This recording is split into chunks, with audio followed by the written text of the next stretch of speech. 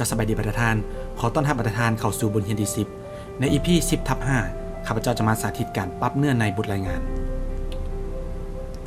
เป้าหมายของบทเรียนนี้ก็คือข้าพเจ้าจะมาสาธิตการปรับเนื้อในเอกสารประเภทบทรายงานซึ่งคนอื่นเป็นคนหางมาแล้วให้พวกเราปรับให้มันถูกต้องพวกเรามาเริ่มกันเลยในบทสาธิตนี้ข้าพเจ้าจะมีตัวอย่างของบทรายงานที่คนอื่นหรือว่าภาคส่วนอื่นๆข้าพเจ้าเป็นผู้หางขึ้นมาแล้วให้พวกเราเป็นผู้ปรับเนื้อในเอกสารให้มันถูกต้องตามระเบียบที่ได้กำหนดเจ้าและนี่ก็จะเป็นเนื้อในของบทรายงานของประธานส่วนอื่นเมื่อที่พวกเราจะมาปรับเนื้อในของบทรายงานพวกเราต้องมาเบิ่งก่อนว่ารูปแบบของบทรายงานที่เป็นมาตรฐานกำหนดขึ้นได้ตัวนี้ก็จะเป็นรูปแบบของบทรายงานของประธานโดยภาพรวมแล้วการกำหนดค่าต่างๆก็คล้ายๆคือกันของประธานจ้ะซึ่งการปรับเนื้อในของบทรายงานนี้พวกเขาจะอิงตามรูปแบบที่เป็นทางการนี่เนาะเพื่อมาปรับบทรายงานของพวกเขาให้มันถูกต้องพอมาเริ่มปรับกันเลยก่อนอื่นเมื่อเราพวกเรามาเบิ่งว่าขอบของเอกสารที่ถูกกำหนดมาในไฟล์เอกสารนี้ถูกต้องแล้วหรือยังโดยการที่เขาเข้าที่ layout นะประธานแล้วเข้ามา page setup เจ้ามาสังเกตอยู่บนนี้นะเจ้า margin ตัวนี้ก็จะเป็นขอบของด้านเทิงนะ2 ซมทั้งรุม2ซ้าย3ขวา2ถือว่าเจ้ากำหนดค่ามาในถูกต้องแล้วนะเจ้าถ้าว่าในกรณีที่เจ้าตั้งมาบ่ถูกเนาะพวกเขาก็ต้องปรับให้มันถูกต้องเจ้าถ้าว่าได้แล้วก็โอเคเจ้าต่อมาเราพวกเขาจะมาปรับเนื้อในตั้งแต่ถึงลงรูปนะเจ้าถึงลงรูปโดยภาพรวมแล้วสังเกตเห็นว่าการจัดเนื้อในต่างๆของบทรายงานฉบับนี้ถือว่าบ่เป็นไปตามรูปแบบที่กำหนดนะท่านบ่เป็นไปตามรูปแบบที่กำหนดเกี่ยวกับฟอนต์ต่างๆและขนาดฟอนต์การ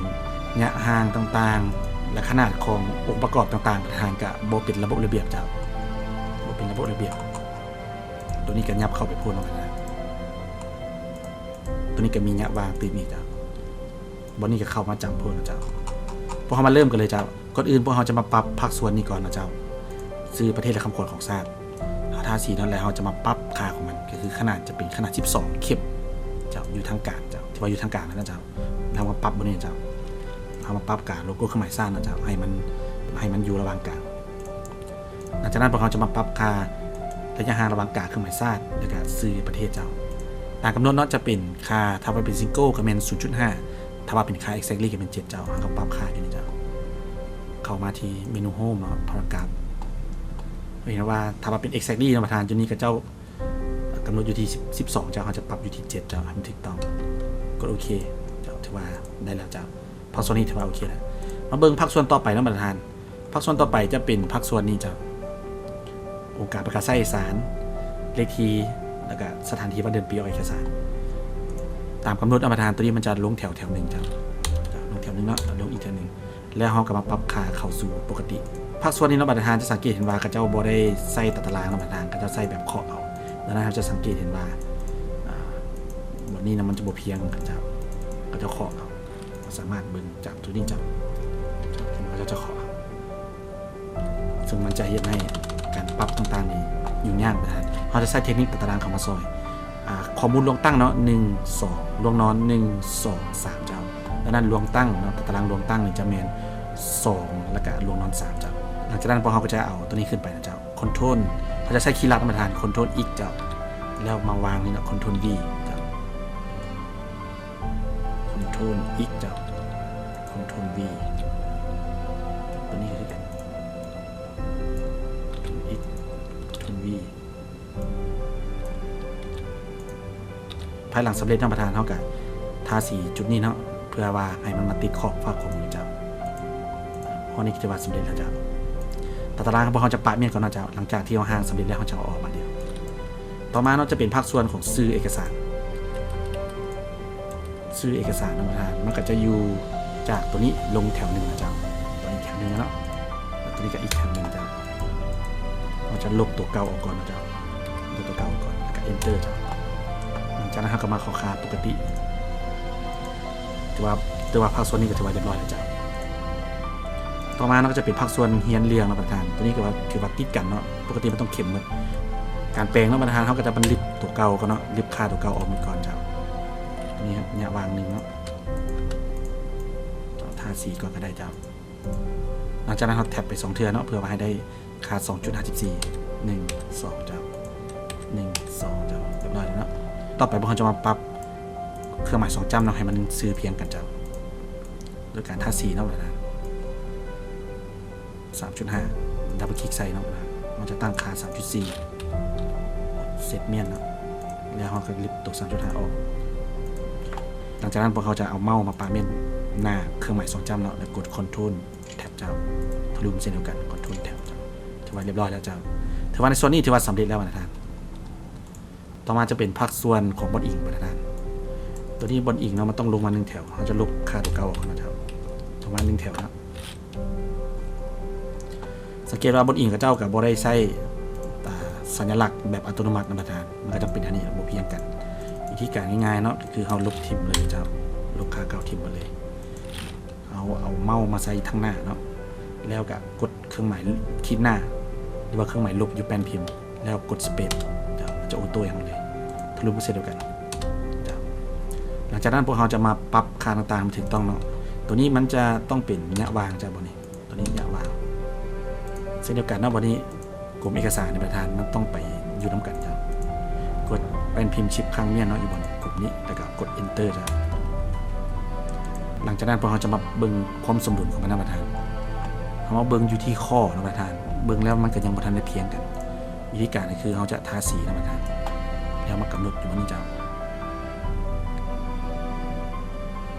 วางเมาส์ใส่บนนี้แล้วก็ปะเมียนจ้ากด back นะประธานจ้ากด back เท่านี้แล้ว control tab ตัวนี้เช่นเดียวกันกด back control tab จ้ามันก็จะเป็นอันนี้ประธานสังเกตว่าระยะห่างต่างๆนี่ก็ถือว่าตืดเขาสังเกตว่าระยะห่างตัวนี้เนาะคือว่าเบิ่งแล้วมันคือว่าอย่ากว้างกลัวเนาะประธานเขาก็จะมากำหนดค่าตัวนี้ประธานตัวนี้อยู่ที่ 2.75 เขาอาจจะเอาลงมาประมาณสมมติว่า6สันนะจ๊ะ 2.65 ได้ตั้งค่าตัวนี้เนาะแล้วเขาจะลิบค่าตัวนี้ออกกดโอเครอทานมันก็จะยับเข้ามาจ้ะจะเห็นว่าเดี๋ยวนี้มันกับทีเพียงกันแล้วก็สม่ำเสมอกับภาคส่วนอื่นเจ้าส่วนภาคส่วนอื่นนอกประธานเกี่ยวกับความต่อเนื่องของคำศัพท์สำนวนก็ถือว่าไม่มีปัญหาเจ้าถือว่าได้เรียบร้อยแล้วเจ้ามีระบบระเบียบนี้แล้วเจ้าภายหลังที่พวกเราได้ปรับภาคส่วนบนอิงจบสำเร็จแล้วเจ้าพวกเราจะมาเริ่มปรับภาคส่วนของเนื้อในนี่เจ้าโดยภาพรวมแล้วประธานเขาสังเกตเบื้องว่าภาคส่วนของเนื้อในนะประธานก็จะบ่เป็นระบบระเบียบมีบ่อนยะน้อยยะหลายเจ้ามีบ่อนยะวางที่ว่าบ่ถูกต้องตามรูปแบบของประธานมีบ่อนยับหลายยับน้อยเจ้าตัวนี้กระจอกกันไปนะเจ้าดังนั้นเทคนิคที่ว่าจะช่วยให้พวกเราปรับเนื้อในเอกสารให้ไวและก็ง่ายก็คือพวกเราจะปรับค่าต่างๆของเนื้อในเรานี่เนาะให้กลับคืนเข้าไปค่าสูตรของมันเจ้าก็คือว่าทุกอย่างให้มันเริ่มต้นใหม่หมดนะเจ้าเช่นว่าระยะห่างเราพวกเราก็จะลิบออกเจ้าลิบออกหมดเลยเจ้าลิบออกหมดเลยเงี้ยเข้าหัวแถวกันลิบออกหมดเลยนะประธานลิบออกใหม่หมดแล้วเราจะมาเริ่มใหม่เจ้านอกจากนั้นพวกเราก็ต้องมาปรับค่าความสมดุลซ้ายขวาน้ำอีกเพราะว่าบางกรณีเนื้อในบางส่วนกับเจ้าอาจจะบ่ปรับให้ประธานลองสังเกตในภาคส่วนนี้เนาะเราสังเกตว่าภาคส่วนวรรคของโรแมง2นี่จะเห็นว่ากระเจ้าบ่ได้ปรับความสมดุลซ้ายขวาเจ้ามีแต่ว่าปรับความสมดุลฝั่งซ้ายซื่อๆนะเจ้าดังนั้นเพื่อสะดวกในเวลาที่พวกเราปรับเนื้อในเนาะพวกเราจะปรับเนื้อในทั้งหมดเนาะให้ภาคส่วนเนื้อในต่างๆให้มันเสมอซ้ายขวาเจ้าเอามาเริ่มกันเลยนะประธานถ้าบิดเราจะทาสีกันนะเจ้าทาสีเลือกขอบเขตของเนื้อในทั้งหมดเนาะให้มันมาเป็นค่าเสมอซ้ายเสมอขวาเจ้าคือจะเป็นค่าของ justify เจ้ากดเรียบร้อยนะประธานหลังจากนั้นเราก็จะมาลบระยะห่างต่างๆในออกให้หมดจากตัวค่าเก่าลบ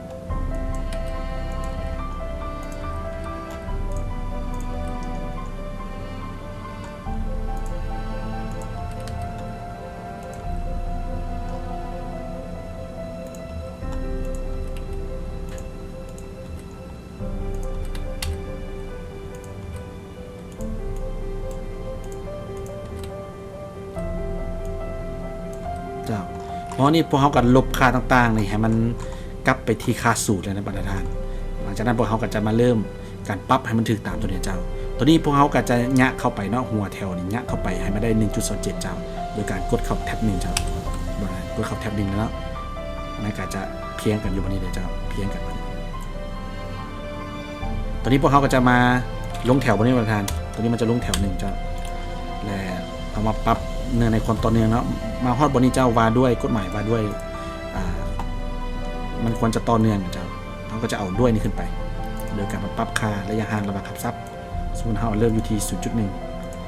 0.1 บวกขึ้นกับเพิ่มเป็น 0.2 เจ้าว่า 0.2 เท่าขึ้นไปเจ้าภาคส่วนอื่นกับต่อเนื่องกันแล้วต่อมาจะเป็นภาคส่วนนี้เจ้าภาคส่วนตัวเลขโลแม่งนะประธานตัวนี้มันจะยับเข้ามานะประธานตัวเลขจะติดขอบแต่ว่าตัวหนังสือวันนี้เนาะจะยับเข้ามา 0.635 เจ้าซึ่งว่ามันก็จะเป็นค่าอัตโนมัติจาก 0.635 มันเจ้าซึ่งตัวแบบของเอกสารเนาะมันคือมันบริยาห่างเนาะเขาก็จะสเปซมันจะกดระยะห่างมันจะหลังจากกดแล้วปุ๊บประธานมันก็จะมาระยะห่างตัวนี้เนาะแต่ว่าเขาจะเอาตัวเลขโลแม่งนี่ไปยูขอบนะเจ้าตัวนี้เขาก็มายูขอบสังเกตว่าจะมีค่าแท็บตัวนี้เนาะประธานเขาก็จะดับเบิลคลิกใส่เนาะเขาจะเคลียร์ค่าตัวนี้ 1.25 ออกเขาจะตั้งค่าเป็น 0.635 เจ้ากดเซตหน้าประธานมันจะปัดมาให้เองเป็น 0.63 นะเจ้าแล้วจะทำประธานก็กดโอเคพอนี้นะเจ้า 0.635 ที่ถูกต้องมันเป็นอันนี้เจ้าหลังจากนั้นตัวนี้เนาะหัวแถวมันจะยับเข้าไปตัวนี้จะเพียงกันประธานจะเพียงกันประธานกับกดเซตนี้นะประธาน 0.75 เนาะเขาจะเคลียร์ออกจะพิมพ์ใส่ 0.635 เจ้ากดเซตกดโอเคหลังจากนั้นประธานกดแท็บอยู่แป้นพิมพ์เจ้ากดแท็บนะเอาเมาส์มาใส่ทางหน้านะกดแท็บเจ้ามันก็จะเพียงกันอันนี้เจ้าจะเพียงกันแล้วมันก็จะเป็นระเบียบสวยงามหลังจากนั้นเขาก็จะมากวดเบื้องเนื้อในต่างๆนะประธานในกระยะห่างถ้าว่าเห็นว่ามันมีปัญหาแล้วก็ผ่านไปนะเจ้าต่อมาประธานเขาสังเกตว่าบนนี้มันยังวางกันอยู่นะเจ้าพวกเราอาจจะเพิ่มระยะห่างมันเพิ่มขึ้นน้อยนึงเจ้าสมมติว่าเพิ่มจาก 0.1 เจ้าโอเคเจ้าต่อมาจะเป็นภาคส่วนนี้เจ้าโลแม่ง2แล้วก็สเปซเทอร์นึงจะแล้วก็เอาตัวนี้เข้าไปตัวนี้ค่าแท็บเก่าของพระเจ้านะประธานเขาก็ดับเบิลคลิกเลยลบตัวนี้ออกพระเจ้าแล้วมาตั้งค่าใหม่ 0.635 กดเซตกดโอเคปรับตัวนี้ก็เช่นเดียวกันเนาะดับเบิลคลิกใช้บนไหนก็ได้เคลียร์ออก 0.635 กดโอเคหลังจากนั้นเขาก็กดแท็บเจ้าอยู่เป็นพิมพ์ต่อมาประธานเขามากวดลงเนื้อในประธานตอนนี้มาฮอดคำแนะนำเกี่ยวกับเนาะเกี่ยวกับมันควรจะไปนำกันเจ้าเขาก็เอากับนี้ขึ้นไปถึง 0.1 บวกขึ้นเนาะ 0.2 0.2 ขึ้นไปเลยเจ้าหลังจากนั้นเขาปรับส่วนอื่นนะกวดลงส่วนอื่นถ้าไม่มีปัญหาอย่างกันแล้วนะเจ้าหลังจากนั้นพอจะปรับตัวนี้จากโดแมน3กับสเปซให้มันเจ้าท่าสีแล้วก็ปรับตัวนี้มันอยู่นี่ปรับค่าแท็บเคลียร์ออกนะเดี๋ยวเจ้าตัวนี้ก็เช่นเดียวกัน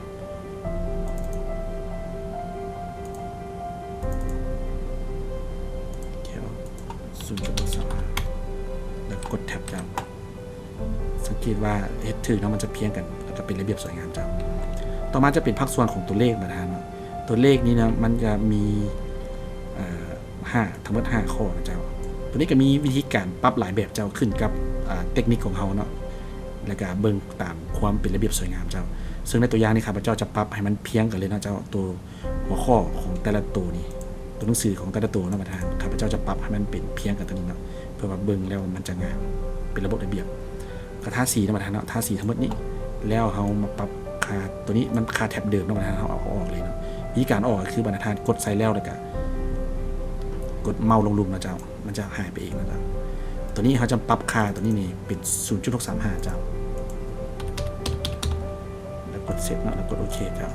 เขาจะสังเกตว่าจะมีค่าอยู่บนนี้เกิดขึ้นนะเจ้ามันจะเปลี่ยนง่ายมาอยู่บนนี้ 0.635 หลังจากนั้นบรรทัดกดเมาส์ออกนะเจ้าหลังจากนั้นเขาจะมากดค่าแท็บนะเจ้าเขาจะแบ็กก่อนนะเจ้าแบ็กตัวนี้ไปแล้วเขากดคอนโทรลข้างเมียนเจ้าอยู่แป้นพิมพ์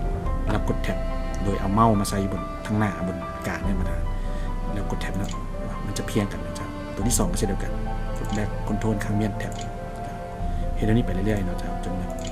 คอนโทรลแท็บคอนโทรลแท็บคอนโทรลแท็บสังเกตว่ามาฮอดนี่เนาะถือว่าแล้วนะเจ้าตัวนี้ถือว่ามันก็จะเป็นระเบียบสวยงามในประธานมันจะสื่อเลยเวลาเขาเบิ่งเอกสารแล้วมันจะเป็นสบายตานะประธานหลังจากนั้นก็มากดเบิ่งเนื้อในนะประธาน ถ้าสมมติว่าเห็นว่าบนไหนกว้างนะกว้างเกินไปเขากับปรับให้มันแคบลงนิดนึงจ้ะคือตัวนี้นี่กว้างเกินไปเนาะเขากับปรับอาจจะ 0.2 จ้ะโอเคมาฮอดบนนี้เจ้าซื้อเนาะมันแตกกันอยู่เนาะอาจจะเอาลงกดชิปข้างเมียนกด enter จ้ะส่วนนี้ตัวนี้คือว่าจะห่างกันเขาก็จะเพิ่มระยะห่างกันอาจจะ 0.2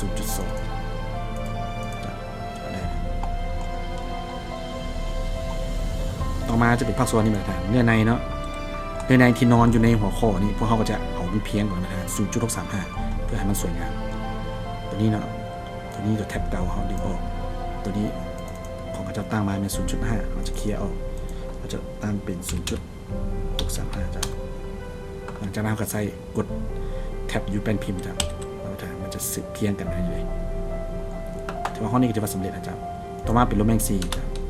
จะให้แบบเก่าจ้ะ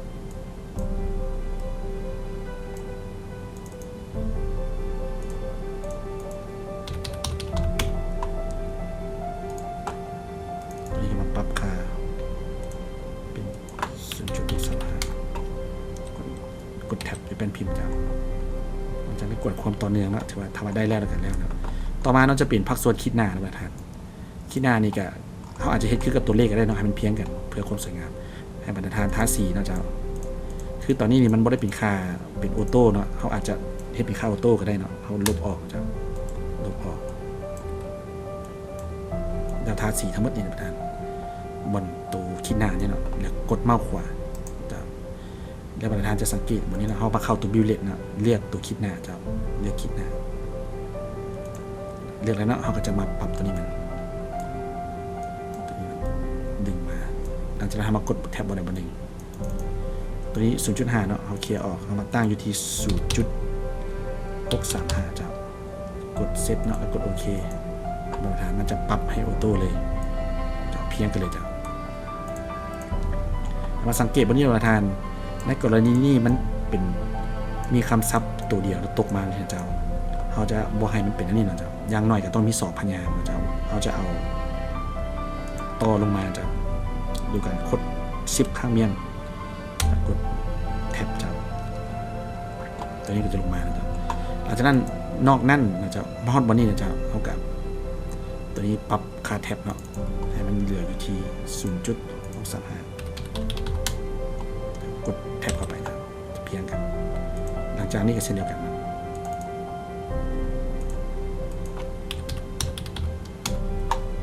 แท็บจับถือว่าเมื่อได้รับภาคส่วนนี้ตัวต่อมาสุดท้ายเราจะเป็นภาคส่วนของดังนั่นจ้ะภาคส่วนดังนั่นนี่มันจะบนนอนอยู่ในหัวข้อหรือแมงซีธรรมดามันจะเป็นภาคส่วนตัวเปิดเรื่องจ้ะดังนั้นเขาจะให้มันเท่ากันกับกลุ่มเจ้าซึ่งมันจะเป็นค่า 1.37 ครับให้เขาแท็บเข้าไปจ้ะเป็นค่า 1.27 ครับถือว่าแล้วเรียบร้อยต่อไปน่าจะเป็นตำแหน่งของเปอร์เซ็นต์เนาะซึ่งมันจะอยู่ต่ำกว่าภาคส่วนในสุดท้ายเนาะจะเป็น1แถวในกรณีมีอันเดียวในนี้ประธานเนาะเขาอาจจะไม่จำเป็นต้องใส่ตัดตราเข้ามาก็ได้เนาะเขาก็จะกดท่า4แล้วกด Ctrl M เจ้าเพราะตำแหน่งนี้ก็ถือว่าโอเคนะเจ้ามีหน้าที่ในการเซ็นมาห้องนี้เขาปรับยังไงใกล้จะแล้วเลยเนาะเขาจะมาปรับตัดตารางในหายไปเจ้าสังเกตนะประธานว่าตัวเลขโรแมงของพวกเขานี่มันเป็นฟอนต์ของเพสลานะเจ้าโดยทั่วไปเขาก็สามารถใส่ฟอนต์ตัวนี้ได้เลยนะประธานแต่ว่าในตัวอย่างนะเนาะเพิ่นเฮ็ดเป็นฟอนต์ Times New Roman เจ้ามันมีขีดหัวเจ้าวิธีการกับประธานกดอันนึงเนาะเพราะว่ามันเป็นค่าอ่านออโต้อยู่แล้วเขาก็มาเลือกฟอนต์ตัวนี้เป็น Times New Roman นะเจ้ามันก็จะเป็นคือตัวอย่างเจ้าจากมาห้องนี้ในพวกเขากับโดยภาพรวมพวกเขากับปรับเรียบร้อยหมดแล้วเจ้าสุดท้ายนะเขาจะปรับความสมดุลของมันนะเจ้าเรามาปรับค่าเริ่มจาก exactly เนาะที่อาจจะประมาณ19ก่อนนะเจ้าสังเกตว่า19มันตกไปหน้าที่3เจ้าดังนั้นเราจะมาปรับหน่อยลง18นะ18ก็ถือว่ามาอยู่ใน2หน้าแล้วแต่ว่ามันประจอบทเซนเนาะบ่มีนาทีเซนกับจำตามันอาจจะจ่อเกินไปดังนั้นจะปรับใหม่เนาะเป็นค่าที่17ซึ่งเป็นค่าต่ำสุดนะเจ้ากดโอเคครับสังเกตว่าค่า17เป็นค่าที่เหมาะสมนะท่านมีหน้าที่ในการเซ็นประทับตาครับแล้วก็เป็นค่าต่ำสุดที่อนุญาต มาฮอดนี้ก็ถือว่าเนื้อในของบทรายงานเนี่ยเนาะพวกเราก็ได้ปรับสำเร็จแล้วเจ้าซึ่งก็ใช้เวลาพอสมควรนะประธานเพื่อว่าจะปรับให้มันเป็นระบบระเบียบเจ้าดังนั้นประธานเวลาทุกครั้งเนาะที่ประธานอาจจะได้รับการมอบหมายในการปรับเนื้อในเอกสารต่างๆซึ่งอาจจะเป็นภาคส่วนอื่นห่างมาเนาะอาจจะบ่ถูกต้องหรือว่าบ่ทันได้เป็นระบบระเบียบแต่ว่ามาให้พวกเราจัดพวกเราก็ต้องได้มีการไปเบิ่งในตัวแบบเนาะของบทรายงานที่เป็นทางการเพิ่นกำหนดรูปแบบคือจังได๋เจ้าหลังจากนั้นพวกเราก็อิงตามตัวนั้นเนาะแล้วก็มาปรับให้มันถูกต้องเจ้าบางว่าในบทสาธิตนี้ประธานจะได้เทคนิคต่างๆเพิ่มขึ้นเนาะในการปรับเนื้อในเอกสารต่างๆให้เป็นระบบระเบียบเช่นเคยเนาะประธานข้าพเจ้าจะแปะลิงก์ตัวอย่างของบทรายงานฉบับนี้เนาะในกรณีที่ว่ามันบ่ทันได้มีการปรับเนื้อในอย่างเทื่อเนาะเจ้าเพื่อว่าให้บรรดาทานดาวน์โหลดและก็ลองไปฝึกเบิ่งตามเทคนิคที่ข้าพเจ้าได้นำเสนอในบทนี้เจ้าสำหรับบทนี้ก็จะประมาณนี้แล้วพบกันในบทต่อไป